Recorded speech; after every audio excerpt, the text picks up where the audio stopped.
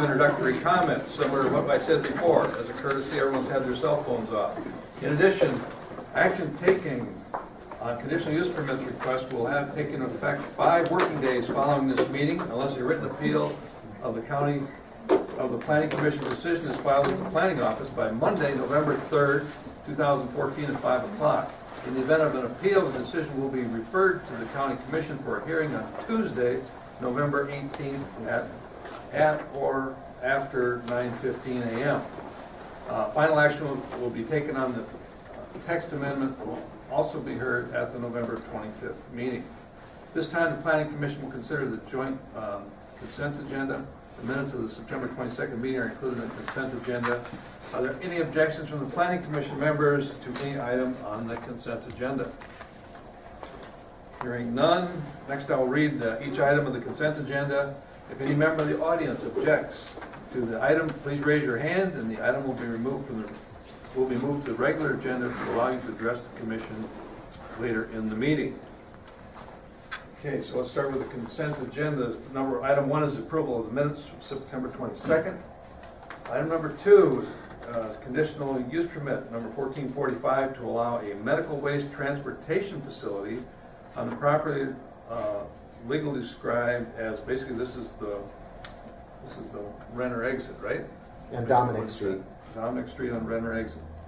Any concerns or objections to that one? Next, I was just curious what they meant by medical waste. there currently is one up there, similar to the organizations up there now currently. There'll be, I guess you need to pull it then and we'll have to discuss it.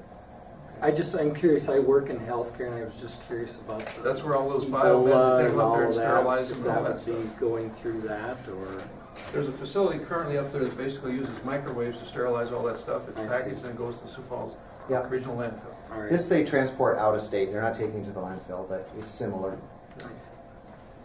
So it's amazing what stuff that is around. Say, okay, so that's all right. Item 3, we have a conditional use permit to exceed 1,200 square feet of building area. Petitioner is Barbara Juergens, and is located in Skyberg Addition in Split Rock Township. Any objections to that one? Property owner is Janelle K. Cole, his co-owner. Item number 4, we have conditional use permit 1447 to exceed 1,200 square feet of accessory building, requesting 2,112 square feet in Walker's Addition in Benton Township. Ryan Carlson is the petitioner. Owner is also the owner. No objections from the audience. Item number 5, we have a conditional use permit 1448 to allow a daytime dog training facility on the property in Skyberg's Addition, which is in Split Rock Township. Petitioner is Ryan E. Jordan. Property owner is Darla A. J. Paulson. Anyone here, you'd like to move that to the regular meeting? Okay. Item 5 will be moved to the regular agenda. Item number 6, zoning text amendment 1404 to allow keeping of fowl in the rural residential district, Article 4.0 of the 1990 revised zoning ordinance of Minnehaha County. Anyone concerned about chickens in the county? If not, we will go to item number 7. Conditional use permit to allow 1450 to allow vehicle and equipment sales on property legally described. This is in Bowers Addition, which is that's the industrial park right south of the Hartford exit, Hartford Township. The permit is MTT Sales, Angela Johnson. Property owner is John Hansel. Any objections to that? Seeing none, we'll move item 5 to the regular agenda. We have a motion on the consent agenda. Second. Moved and seconded to approve the consent agenda. All those in favor signify by saying aye. Aye. Opposed, same sign. Okay, so any of the items except number 5, you are approved and free to go. So number 5, the daytime dog training facility will be added to the regular agenda. Okay. Unless you're here for the dog item. We'll support Not it. directly, but all right. Okay. We'll stay in support of it. Okay, so now we need approval of the regular agenda with the addition of item number 5, correct? So moved. So moved. Second to approve. All those in favor signify by saying aye. Aye. And then we'll turn it over to staff. We'll start Good evening, David Heinel, Planning Department. Conditional use permit 14-48 is to allow a daytime dog training facility. As you can see here, right here, it's about 3.5 miles southeast of Brandon, right along 265th Street, just straight east of Highway 42. The owners, Angeli and Ryan Gordon, are the owners of Flight Dogs, which is, they're requesting a conditional use permit to allow a daytime dog training facility. As you can see here, I'll skip forward to the site plan. This indicates right along 265th, just off here, would be the parking area, and actually to the north of the building that they have right here, which I'll move forward with, just to give a reference of where everything will be at. They're proposing to have a 40-foot by 60-foot outdoor dock with a non-slip outdoor carpet and a 4-foot wide ramp to help the dogs out of the 4-foot deep pool, which would be a 33-foot by 18-foot above ground pool. So the site plan also indicates a future fenced-in area that would be just north of the building, an extension just as a holding area for if one of the owners needed to go to the bathroom or something like that along the lines. The dock, it also has a vertical rig for vertical training and is set up for speed retrieve training. Dogs that jump at or over 23 feet can still use the pool, although they are required to jump at a mark that's a little bit further back on the dock for their own safety. Specifically, the pool is a training pool where dogs can learn technique that will help aid them in competition. The Flight Dog Training Facility will be open from April through September, which the Flight Dog Club members can use the training dock and pool, which is located just outside Brandon at this location. The classes will be held once a week for 4 months of the year, as I mentioned, during the summer months. A 4-week session, Introduction to Dock Diving, will be held on Thursdays in May, June, August. Another 4-week session, Advanced Big Air Vertical Speed Retrieve, will be held on Thursdays in July. Both of these sessions will be limited to 6 dogs. The petitioner has also indicated that they would have no more than 6 cars at the property or in that parking area, which I've been out to the site and it seems like, I don't have a picture of it. I wish I would have taken a picture of that while I was out there, but it seems like there's adequate space for about 6 cars and maybe no more than that without having to utilize the space on the road. So just some of the criteria that we go through with conditional use permits. Here's just some of the images. This would be where the pool would be located. And this would be where that future fenced-in area, as you can see the stairs right there that would lead up to the dock, which is, I guess right now is a deck. So some of the criteria that we go through in determining conditional use permits is the effect upon the use and enjoyment of other property in the immediate vicinity for the uses that are already permitted and upon property values in the immediate vicinity. So the addition of a dock, above ground pool, and a fenced-in area for holding should not have a significant impact on the use and enjoyment of other property nor on property values in the immediate vicinity. Number 2 is the effect upon the normal and orderly development and improvement of surrounding vacant property for uses predominant in the area. The general area around this site is primarily agricultural with a few acreages mixed in the immediate vicinity. So the proposed additions to the property should not have a negative effect on the normal and orderly development of the surrounding vacant property for uses predominant in the area. The utilities, access roads, drainage, and other necessary facilities are provided. Access will be provided via the property owner's driveway, which as the parking area would be right off of 265th Street, so no further infrastructure will need to be provided other than the petitioner has stated that he would bring in a load of gravel just to have that parking area leveled off. The measures are taken to control offensive odor, fumes, dust, noise, vibration, and lighting, inclusive of lighted signs, so that none of these will constitute a nuisance.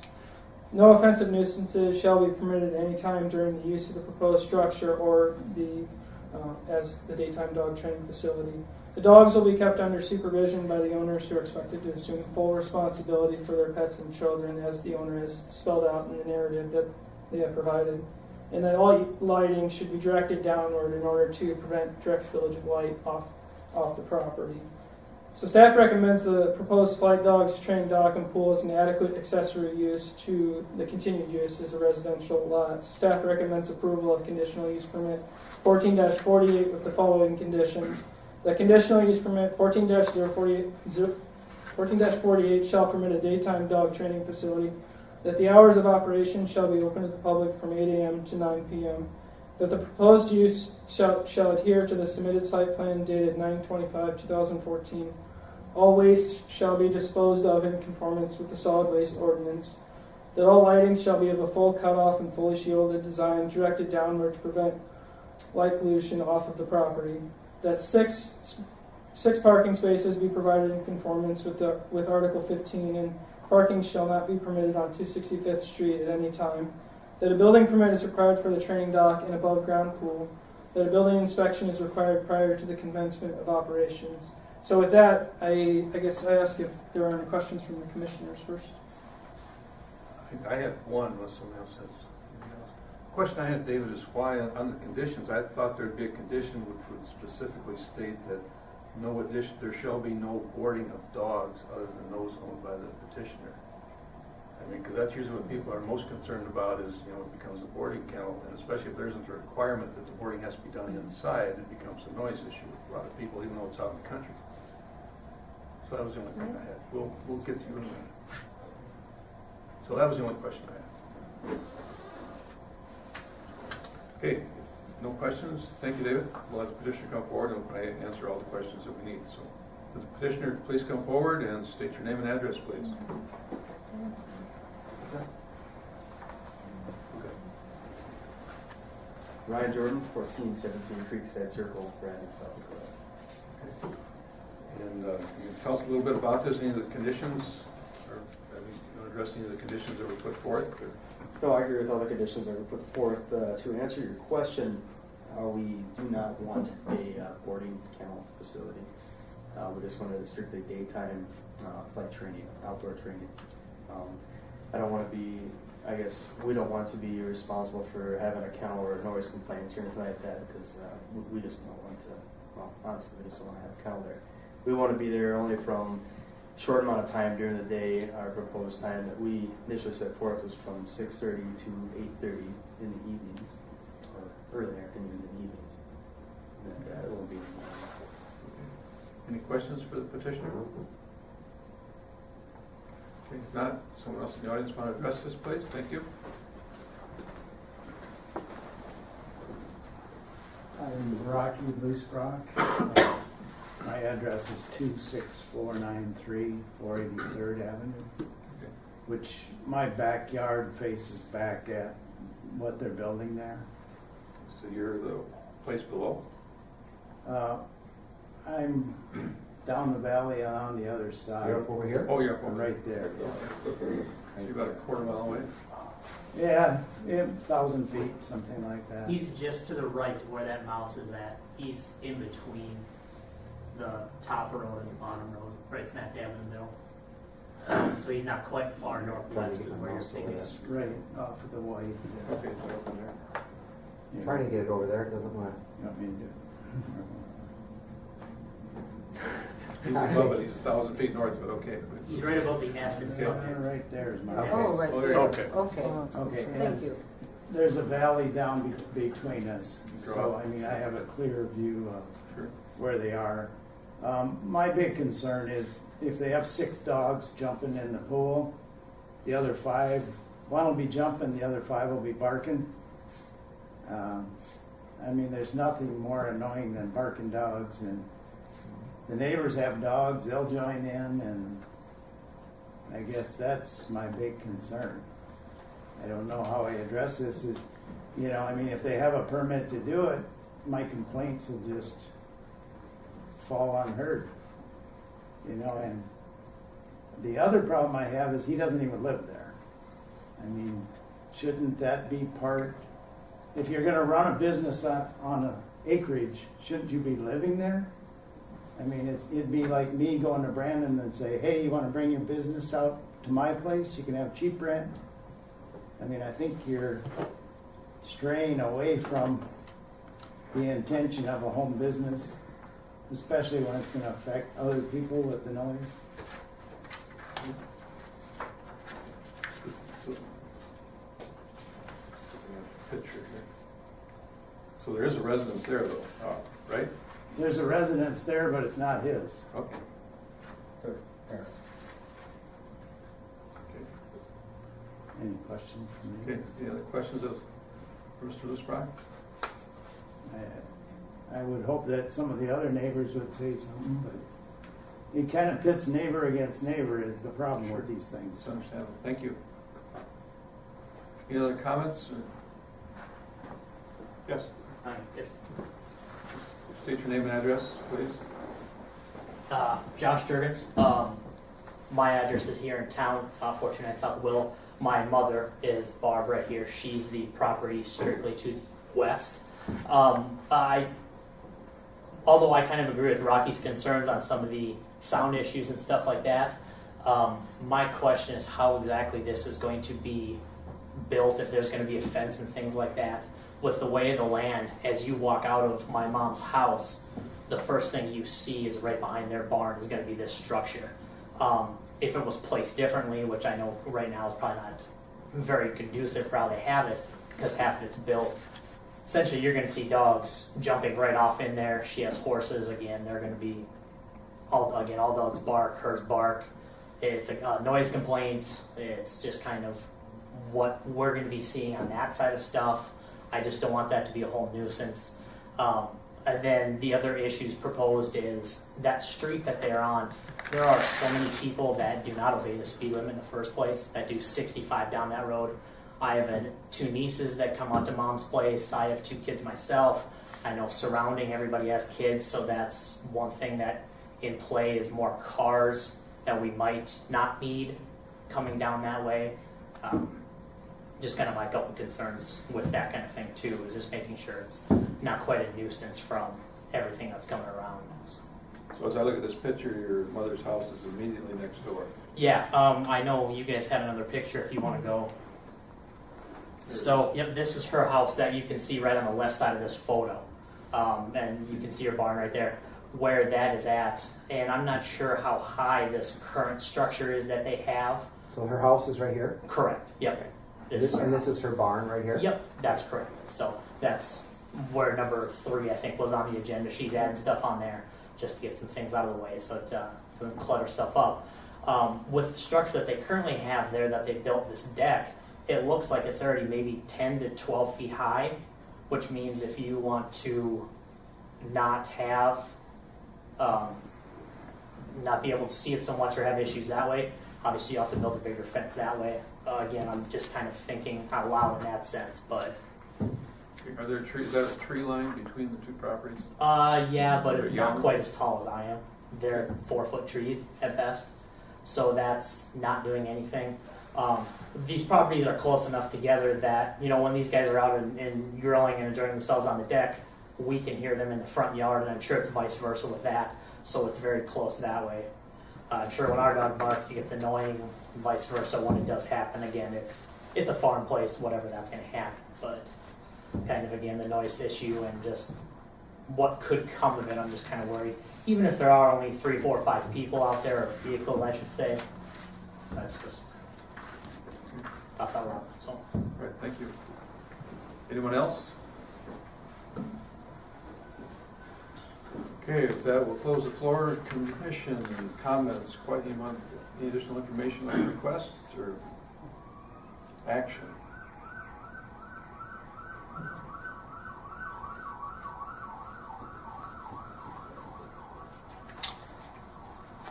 Is there anything I can add to that, or kind of? Sure, we'd like to hear from the petitioner again. Okay, go ahead, step forward, please. It's mainly just to kind of answer some questions that I was just taking notes. As far as the barking dog goes, I completely understand, and that would be very annoying for me as well. But the only time that they'll be out there is when we're out there from like 6:30 to 8:30 p.m. at most, and so it wouldn't be all day long. It would just be evening hours if there was. But we would be very strict on how. If it got too loud, too noisy, out of control, we have rules. We do have rules set in place where we would ask them to leave or go home. As far as the visual, he's right, it'd be about 12 feet high. The base of the deck, the dock, is, or the floor is 6 feet up with a railing of 42 inches. There are some trees in place. I know they will fill in, they'll continue to grow taller over the years. As far as cars speeding by or more cars coming through that area, if they're going to the place right next to us or our proposed location, they would be slowing down before they get to their driveway to make the turn in there. And I guess that's all I have. How big so the pool, is that just like an above ground pool? It's an above ground 4 pool. foot deep or That's, something like that? 48 inches high. That's a 4 foot deep pool. Okay, thank you. Oh, can I Yes, say, Becky. Mr. Chair, I Becky, have he has a a question for you. Yes. So the training of these dogs, have they been trained prior to enrollment in your school as far as barking and becoming overexcited and stimulated? Not necessarily trained, but a lot of our potential members are part of the American Kennel Club, and so they go through general obedience. So, like, all we would just ask them to control their dogs, and if it gets too far, we would just ask them to leave for the day and try again. Thank you. Anything you want to add to that? Well, I guess I was just gonna say, this is mainly just for business, correct? Yes. As a personal duck diving pool, we would be using it anyway, so we will have dogs, my dogs out there. So if there was, So how often do you actually anticipate having people out there? well, I don't think it's gonna be a lot. I mean, there's only a few months out of the year.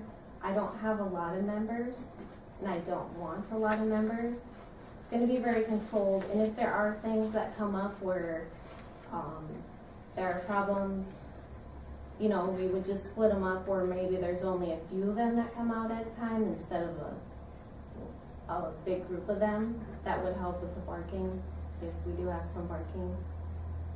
So. All right, thank you. Any other questions? Thank you, Mr. Chair. Okay, if not, thank you. You have one more comment, and then we're going to close the Yeah, floor, please. I just had one. You have to step slight- up so it can be recorded. Apologize, Josh again. I guess I wasn't sure if I just didn't hear or misheard. How big is the actual pool supposed to be and stuff like that? That's in question to be in place is what my thought was. So, I guess 17 by 30. 17 by 30. Mm-hmm. My wife would love to have that in our backyard. Anyway, I close the floor. And with commission, action, questions, motions? Yes? Question, Mr. Chairman.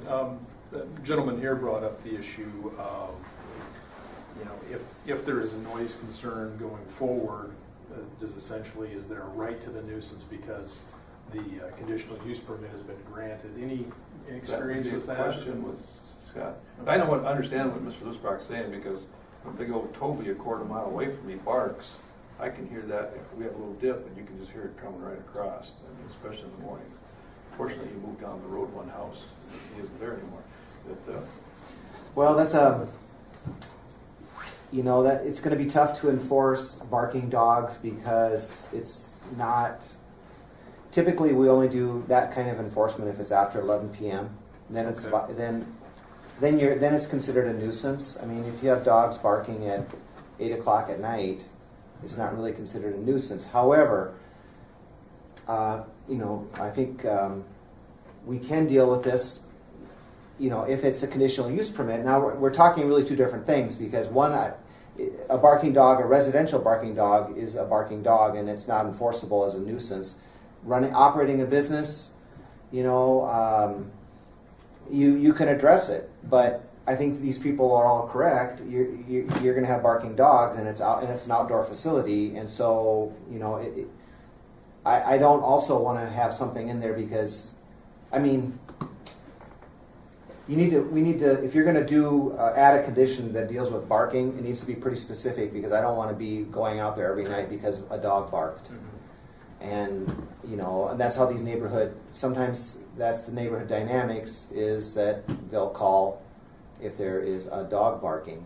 And, I mean, there's gonna be dogs barking, I would imagine. So if that is something that concerns you, then it's probably not appropriate. Okay. So the question maybe was, we can't legally permit a nuisance, right? Any action would have. No, we can't legally permit a nuisance, but Right. it comes down to, what would constitute a nuisance. I mean, And you said that after 11 p.m. after 11 for a residential dog Residential. is a nuisance. Okay. Is 4 dogs barking because they're excited and having fun, whatever, I don't know. I mean, I understand. I don't know if that would be a nuisance or not. I guess that would have to be decided legally in front of a judge if it went that far. And so, Scott, I think the other point you're making is that because this is a conditional use permit for a home business or residential business, the conditional use permit also provides a lever on behalf of the Planning and Zoning Commission if there are a series of problems. Yeah, That the certainly. conditional use permit could be revoked. If it's not meeting the conditions of approval. But I think we're going to need to, if you're going to add a condition about barking, it needs to be crafted carefully, because, that's just so wide open The best way to do that is you limit hours of operation. That's right. That's true. And we don't, those conditions do not specifically state. 8 a.m. to 9 Yeah, p.m. which seems very generous according to what they're asking for. I mean, they're asking for being able to have classes in the evening. Well, you can always shrink those down. You could say 5 to 9 or 6 to 8:30. What I mean, but I think that's something that you guys, as a planning commission, can discuss with the applicant, and you can whittle those down. And I think that certainly there's gonna be barking during those couple hours. I mean, I don't think you're gonna get away from that. Okay. So I would like to ask the petitioner then, okay, so if we put time limits, okay, what's your current, you gave us some time, but it's not in the conditions currently. 8 a.m. to 9 p.m. currently, condition 2. Yeah, it is. What am I looking at? You're looking at the wrong one. I might be looking at the wrong one, yes. I may be. 5. I thought it was Page 11. Recommendation. oh, there we go, okay, thank you.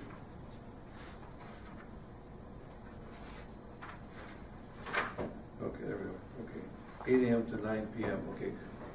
So what were you thinking of hours then? What would be a potential thing that you would look at if you're gonna limit it? You're gonna stop at 8:30? I was gonna say 6 to 9. I think we should ask the Yeah, petitioner. let's ask the Yeah. petitioner, please, if you'd come forward, please, again.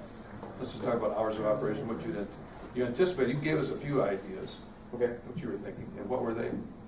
How was it from, you're right there, from 6:30 to 8:30? That would Well, be I our mean, open 6 dock. to 9 is fine. 6 to 9. Okay. Meaning in the evening Yeah. only? See, that limits it a whole lot Right.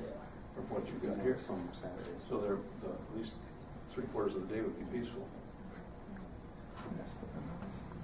Okay. Does 6 to 9 sound appropriate? Would that be satisfactory? We try and accommodate everyone. We're trying to address his concern with parking, trying to address to make sure it's worthwhile for you. Can Could I we say- do Sometimes it's gotta be for realized. Saturday? Can I say something? Yes, we'll let you. Just give us an idea of your time, and let Mr. Lusbach say something, please. On Saturday, we were hoping to leave, extend it for the afternoon. Like noon until 6, Yeah. Yes. or noon until 8. Okay. Good. You write down those times, somebody, noon until 8, and then the rest of the time that's 6 to 8. I'd like to go to 5 instead of 6. 5, okay. That's a little bit tight. 5 p.m. Sure. For the work time. Yeah, work time, Okay. 5, start at 5, Start at 5. go till 8, or 8:30. I think he said 9, didn't He he? said 9. 9. So 5 to 9. Yeah. 5 to 9 in the Week- weekdays, and Weekdays. Saturdays, noon to Weekend. 8 p.m., and then Sunday. Would be nothing. Nothing. Nothing Nothing. Sunday. Yeah. Sunday. Yeah, right. I'm fine with that. Okay. Okay, and then we'll ask Mr. Lusbrock, if he wanted to make another comment, so if we have time to say something, please. Yeah, maybe go Yes, yeah, you have to come up by the microphone, so we need to record your comments for posterity. You know, you're talking about running a business. You know, the landscape place had to be done at 6 o'clock at night. Now you're talking about evening hours when everybody is home and outside.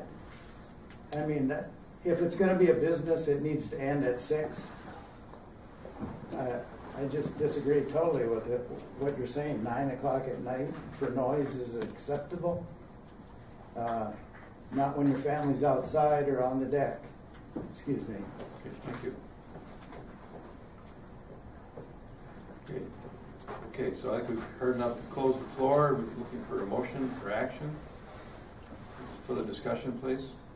I'll move approval with those extra hours limited of 5 to 9 weekdays and noon to 8 p.m. Saturdays, no Sundays, along with all the other conditions. Okay, we have a motion. We have a second. Second. We have a motion and a second. Any further discussion? I guess I'm going back to their written. I mean, at this point, they're talking about having it one night a week, you know, for 4 weeks, and then in a month, and then a different night for the one in July. So it's a 4-month deal. You know, I think they're trying to do the best they can, and they said, you know, and they've even in their thing, they say if the dogs become unruly, I mean, dogs must be, there's what they're saying, are going to either be leashed or in a crate at all times unless they're actually working, and I know that you only work one at a time. So, I mean, I think they're trying to be as good neighbors as they can.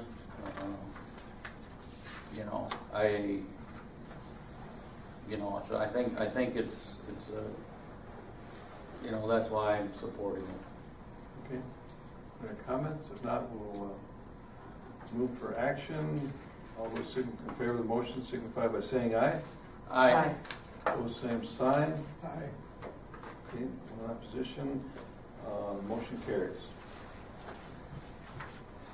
Okay, next item is there's no new business, correct? Well, there's some old business. Old Old business. Okay. That's right, you had the meeting in Humboldt. I was out of town there. That too, having Humboldt, and I just thought I'd give you an update on, on the fence. Hey, the fence is up. Got those. You could have given us that update, huh? You need to take a chainsaw and poles and cut them off. They're a little tall, yeah. And also our wine person was erecting a big post for, he's gonna have a power gate entering into the facility, which is fine, it'll look nice when it gets done. However, he started building it 6 feet onto the state highway right away. So after they got the footings in, the things are up about 6 feet on each side. The county highway had a visit with them, and that's no longer there, and it's moved back on his property. And evidently he didn't understand what the RW on those little brown poles are along the highway, but that got taken care of rather quickly. So looks like we're cleaning things up, David. There it is. So yeah, I just wanted to give a brief summary on what happened at the Humboldt workshop. Lucas Lynch, the Secretary of Agriculture for the state, he showed up about 20 minutes after 6:30. So we ended up giving a presentation to Jason Bieber, who's with the city planning staff, and then the rest was Dan Kistler was there, the building inspector, and then the rest of us staff. So really, I thought it was a good meeting. It really helped us out in determining where to go with the goals for agricultural preservation, how to carry that forward and manage growth at the same time. The rest of the stuff is actually posted the video minutes online on the website, so you can check that out if you want. Also included a short video on just sustainable development in general and how to manage growth. So we take a big picture worldview into perspective in terms of what we do at the local level. That's about it. So David, I also believe that Paul Kosbooth from the South Dakota Department of Agriculture gave a presentation to the Minnehaha County Commission regarding agricultural zoning and permitting, and any detail or background on that? Were any of you available? Well, I for was that? there at the meeting. Okay. That's a project that's going to be worked through CCOG. They are coming in, the Department of Agriculture will be sort of studying the county to look at what areas might be most suitable for animal confinement operations primarily. And they use a number of criteria, soils, water, roads, electricity. I mean, they have all these factors, and they're going to put together some map, which will be beneficial for us to have. It is one of those things that some of the data is good until the minute they publish it, and then when you start having more houses built, you're suddenly changing those setbacks. But the soils, the electricity, the water availability, the topography, all that will stay the same. So I think it'll be some good information. And I had a chance to actually visit with Secretary Lynch, and he indicated that I believe there are about 30 counties now in the state that have requested the Department of Ag to come in and help raise just a level of understanding, dispel some myths, and to do this kind of baseline analysis. So it's a service offered by the state, but it is by invitation from the county commission. Mr. Chairman? Yes. David, did you have, how many people from the public? Did you have an overflow of people, or did you have anybody from the public? I mean, Mr. Didn't have anybody show up. He was the only, the Secretary of Ag was the only.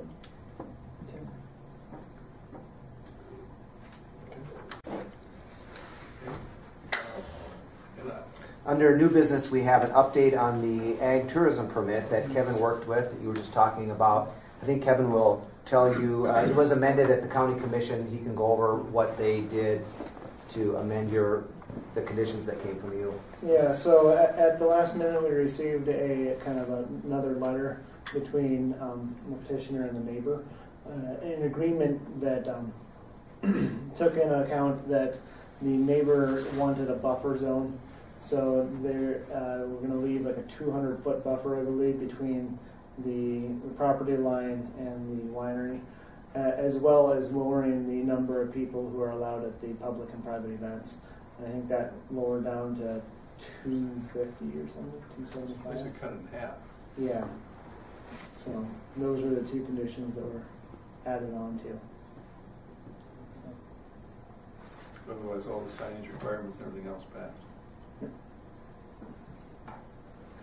I was good from my standpoint. I went to that meeting. I just wanted to specifically see, okay, the county ordinance says 32 square feet, and are we going to stay with that? Because that's what it should stay at. And they did. They supported it. So good. And then the last item of new business, I wanted to just let the commission know that Mark Rogan's term is up this year. So it'll be opened up for everyone in the county. Mark, you're certainly letting you know that your term is going to be up, and I knew it you're was, eligible. last year we had that confusion last there was, year. So. But this year for sure it's up. Yeah. So I can get off for sure, huh? or reappointed, whatever your pleasure is. But you have to apply, and I'll send out. I'll let you know. Email me something. I will. Yeah. But there'll be some announcement or public announcements that go out, and we put it out on the website. But I just was going to let you know. And then, David, when is the next meeting for? December 4th, was it? For the next December 4th is the next task force meeting on environmental stewardship. That chapter. That's it. So hopefully, I want to try to give a little bit more lead time with the next public meeting and try to schedule that one out a little bit further in advance, maybe 3 to 4 months. Can I make a suggestion about that task force meeting? Maybe the week before, when you guys send everybody a reminder. Because I think the last time we didn't have very many people at that meeting, I didn't think. I think there were like 4 of us. I sent the chapter out. Everybody should have got that a week before. Yeah, I know you did. I think Sometimes it's just good. The day before. Then a day before reminder. Because I know some people got kids and they got a lot of stuff going on. Okay. Yeah. The other thing that, and we won't discuss it tonight, though, the thing that I asked Scott about is, we approved this building eligibility out by Wall Lake, right on Highway 42, and basically it's just a big machine shed, and that's the residence. But when you really look at it, number one, nobody's ever lived there. I mean, it's all done, it's all complete. They got the emergency sign up there and everything else. But when you watch it when they're building it, there isn't 25% of that building that's actually living space. And there's no mailbox. I don't think you'll ever see a mailbox there. And usually if someone has a residence, there's a mailbox.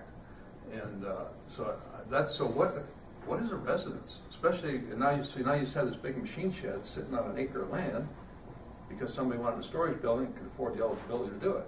Was that what the purpose of it is or not? You know, I thought it was just, that one just kind of dumbfounds me. We get a couple of those. I mean, we get a couple of those. Well, I should say we get about one every couple of years. That's a better way of putting it. We just did that, if you remember, on 26th Street by Oberlin. There's that. You know, we went through. He wanted to rezone it. We said no, or I can't remember. He built a huge, gigantic storage building with a little tiny in that, and then we have one up on 9th Street or 9th Avenue. It happens. You know, if you want to try and limit that somehow, it's sort of like crafting a condition about barking dogs. I mean, if you want to change the ordinance, we're going to have to be very specific on what you want to regulate, because you do have big people that build houses out of metal, and you know that's. It's a hard thing because I was looking at, of course, having just been in IKEA lately, I'm thinking, I wonder if they went to IKEA to see how to maximize that little living space. Well, and we haven't seen any requests here for those, what are they called, micro homes? Yeah. We haven't seen any requests come through, and I think actually they don't meet our requirements for living space, but I'm sure in time we will see that. It'll come. Okay, so the micro, that's one of those little bitty ones, right? Tiny, yeah. Tiny, so basically, we don't approve a single wide trailer, right? No, but that we don't. That would be considered a manufactured home, and we may be running into that too, because I think those micro houses are manufactured prefab homes, and it probably will. You know, I don't know how if that meets the HUD code, the 1976 HUD code, which regulates mobile homes as opposed to manufactured homes. I don't think they do yet, because we don't appraise them. Yeah. You don't? Fannie Mae and Freddie, no, because Freddie Mac and Fannie Mae. Doesn't consider them? No, don't consider them. Yeah. Not at this time. I'm not saying that won't happen at some point. So, I mean, I'm assuming we're kind of adjourned, but I have another question. Okay, on the Eros Road, you've probably driven it. I can't figure out what those people are building. They've had a machine shed there. Oh, the big long thing? Yeah, they've had a machine shed. And all summer long, whenever we went down to chemo, Mike would say, wonder what they're doing there. And every week, and I finally said, I just got to ask. Are you talking about that sort of yellow building they moved off Augustana? No. This is on the Eros Road, and it's kind of on the hill. Oh, okay. And then it's a machine shed, so I mean, and then down below on the low part, there's a stock dam that's kind of got a M shape, and then there's a tree planted now on the peninsula. Oh, yeah, I know. And then now there's some kind of water, it looks like, I can't figure out what. Isn't there a house back up in there? There might be a house behind that shed that I don't see. There's a house up behind that, behind the shed, and there's like a little hill that goes up there, and I think behind there's a house. Okay. But I'll find out and let you know. Oh no, I'm curious as much as anything. I don't think there's any violation. I just thought maybe somebody knew. You've got a little sunroom on the house, and the assessor's already been there twice.